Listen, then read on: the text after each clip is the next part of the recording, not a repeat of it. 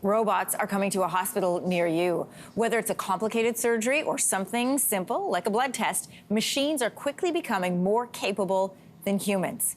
It is something that could change the way that we access healthcare. Joining us with more this morning is futurist Nick Babington. Welcome back to the show. Thanks, good to be here. So when it comes to something complicated, like a difficult surgery, how far along are we when it comes to a robot doing that job? We've already got robots in some hospitals, but surgeons use them to be more accurate, and now we've actually got more research going into autonomous robots.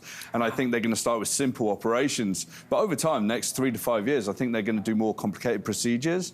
And what's interesting is they'll be able to do it with more precision, and they'll be able to do it with less trauma. We'll be able to heal a bit quicker afterwards as well. That's incredible. 3 to 5 years, that's not very far out. Yeah, I mean, I don't often make predictions, but I just think that we're so close and we've made so many leaps and bounds since the 1980s when this all started that we're getting close. Wow. Our researchers at the University of Texas, Austin, they're working on those micro nano robots. They're designed to swim through our body. We've touched on this a little bit on this show, but tell us more. I mean, tiny nanoscale robots that you basically inject into our bodies, potentially controlled using ultrasound or optics to treat cancers and to deliver medicine.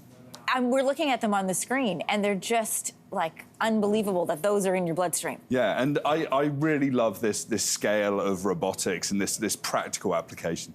I mean, jobs of the future. Every time we do a segment, I think, am I giving my kids the right training for the jobs of the future?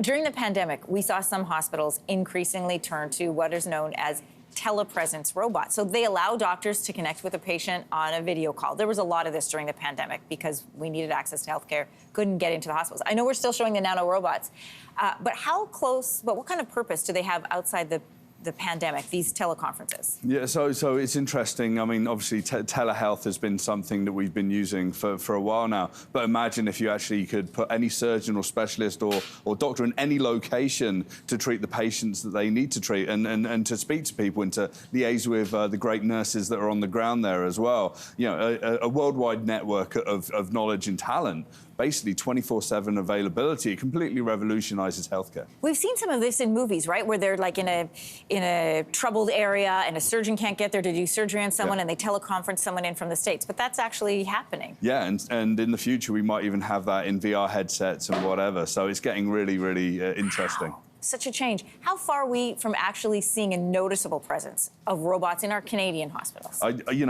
think it's imminent. I think that people are going to invest in this kind of technology. The pandemic clearly was a warning sign around availability and healthcare, and I don't think we can slip back into that sort of not very optimal state again. So I think the investment is going to be made, and it's really, really soon.